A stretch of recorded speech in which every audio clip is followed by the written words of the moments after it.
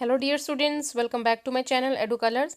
आज हम इस वीडियो में क्लास 7th की इतिहास की वर्कशीट करेंगे। चैप्टर है हमारा ईश्वर से अनुराग। ये वर्कशीट 34 है जो कि 15 फरवरी को आपको मिलनी है। तो बच्चों, अब हम अपने कंटेंट को पढ़ेंगे। उससे पहले मेरे चैनल एडू कलर्स को आप सब ज़रूर सब्सक्राइब करें और साथ में लगे बेल आइकन को भी प्रेस करें। वीडियो देखने के बाद वीडियो को अपने फ्रेंड्स में शेयर करें।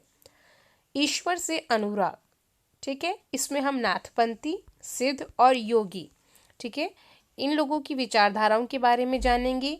ये सारे कहाँ पनपे, कैसे इनकी सोच थी, सारी चीज़ों के बारे में हम जानेंगे। तो ये जो नाथपंथी, सिद्ध और योगी संत थे, एक तरीके से इनका स्थान कहाँ था जहाँ ये जन्मे, तो ये उत्तरी भारत में 12वीं शताब्दी के आसपास, ठीक है, इनका उदय हुआ। उसके बाद हम देखते हैं इनकी सोच कैसी थी, इनकी विचारधारा क्या थी। तो इन्होंने साधारण तर्क वितर्क का सहारा लेकर रूढ़िवादी धर्म के कर्मकांडों, अन्य बनावटी पहलुओं, समाज व्यवस्था की आलोचना की, ठीक है, यानी जात पात की, कर्मकांडों की, बनावटी चीज़ों की इन्होंने आलोचना की। उन्होंने संसार का परित्याग करने का समर्थन किया। उनके विचार से निराकार परम सत्य का चिंतन मनन और उसके साथ हो जाने की अनुभूति को ही मोक्ष का मार्ग माना।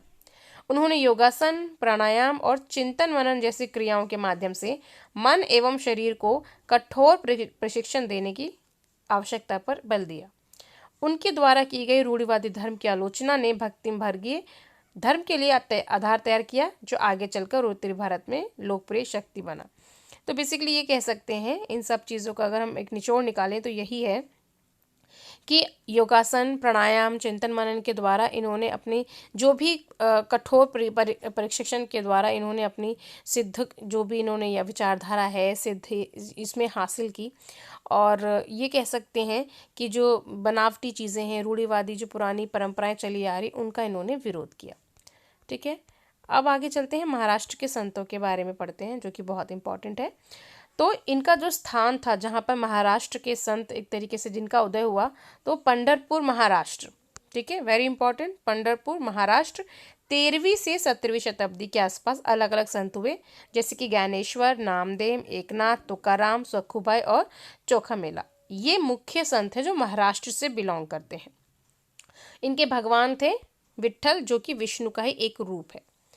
उसके बाद केंद्रीय विचारधारा क्या थी इनकी, कि व्यक्तिगत देव जन मन के हृदय में विराजमान है, यानी कि देव मतलब भगवान, व्यक्तिगत यानी कि हर व्यक्ति के अंदर भगवान विराजमान है। इनकी भाषा मराठी थी, इन्होंने मराठी में ही गीत अपने लिखे। इन संत कवियों ने सभी प्रकार के कर्मकांडों, पवित्रता के ढोंगों और जन्म पर आधारित सामाजिक अंतरों का विरोध किया, ठीक है। वैसे जैसे नाथपंथी, सिद्ध, योगी जो इनकी सोच थी, वैसे इनकी भी सोच है।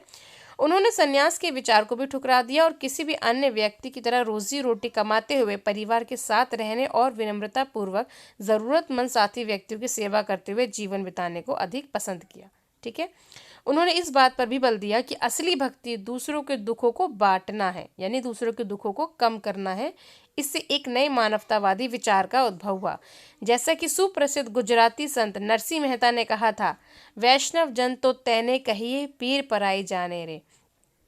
यानी कि वो ये बोलते हैं कि अगर आप किसी के दुख को कम करना चाहते हैं तो उसके दुख में शामिल हो जाइए, उसके साथ मानवतावादी विचारधारा रखिए, उसके अच्छे बुरे में उसका साथ दीजिए। तो ये जो चीज़ है, ये इन सारे संतों की विचारधारा थी मुख्य रूप से, ठीक है। अब यहाँ पर भगवान विट्ठल, जो कि विष्णु का एक रूप है, की आराधना ने वारकारी संप्रदाय को जन्म दिया, ठीक है, जो कि पंढरपुर का वार्षिक तीर्थ यात्रा पर जोर देते थे। विट्ठल संप्रदाय का भक्ति के शक्तिशाली उपादान के रूप में उदय हुआ तथा लोगों में ये काफी प्रचलित भी हुआ। सखुबाई कौन थी? सखुबाई एक महिला थी, ठीक है। अब हमारा जो क्वेश्चन है यहाँ पे बच्चों, पहला क्वेश्चन है कि नाथपंथी सिद्धों और योगियों के विश्वासों और आचार व्यवहारों का वर्णन करना है। तो बच्चों, आप यहाँ पर कई सारे पॉइंट हैं, मैं आज अलग से आंसर नहीं दे पाई क्योंकि आज मैं वीडियो लेट बना रही हूँ। थोड़ा सा आज कोऑपरेट कीजिए मेरे साथ। तो आप यहाँ पर देख सकते हैं, तो जो उनकी विचारधारा थी, ठीक है, उनके बारे में हम बात करेंगे। तो इस पॉइंट और इस पॉइंट में से आप कोई से भी पॉइंट लिख दीजिए, कोई 3 पॉइंट लिख दीजिए, जिससे कि आपको नाथपंथी, सिद्धि और योगियों की जो आचार व्यवहार है, उनकी जो विचारधारा है, उनके बारे में पता चलेगा। तो ये बच्चों आपका फर्स्ट क्वेश्चन का आंसर हो जाता है। उसके बाद हम चलते हैं, महाराष्ट्र में भक्ति परंपरा का एक महत्वपूर्ण केंद्र कहाँ था? तो इसका आंसर है, यानी कि आंसर नंबर 2 है, पंढरपुर महाराष्ट्र। ठीक है, ये आपका आंसर नंबर 2 हो गया। अब अगला क्वेश्चन है, जाति के प्रति महाराष्ट्र के संतों का दृष्टिकोण कैसा था? तो जाति के प्रति हम ये कह सकते हैं कि ये वाला आंसर, इन संत कवियों ने सभी प्रकार के कर्मकांडों, पवित्रता के ढोंगों और जन्म पर आधारित सामाजिक अंतरों का विरोध किया। ये आपका तीसरे क्वेश्चन का आंसर यहाँ से लेके यहाँ तक हो गया। उसके बाद चौथा क्वेश्चन है, महाराष्ट्र के कुछ महत्वपूर्ण संतों के नाम बताने हैं। तो आपका चौथा क्वेश्चन है, उसका आंसर है ज्ञानेश्वर, नामदेव, एकनाथ, तुकाराम। कोई से भी आप इनमें से कोई से भी 4 संतों के नाम जो है आप लिख सकते हैं, और ये आपके क्वेश्चन नंबर 4 का आंसर हो गया। ठीक है बच्चों, आज इसी में से वर्कशीट में से ही आंसर आपको ढूंढ के बता रही हूँ, क्योंकि समय कम है मेरे पास और ये वर्कशीट में बना रही हूँ। आई होप आपको वर्कशीट समझ में आई होगी। कमेंट सेक्शन में ज़रूर बताइएगा कैसी लगी वर्कशीट। मेरी इस वर्कशीट को अपने फ्रेंड्स में शेयर करें और मेरी जो चैनल है एडू कलर्स को सब्सक्राइब करें। वीडियो देखने के लिए बच्चों थैंक यू सो मच।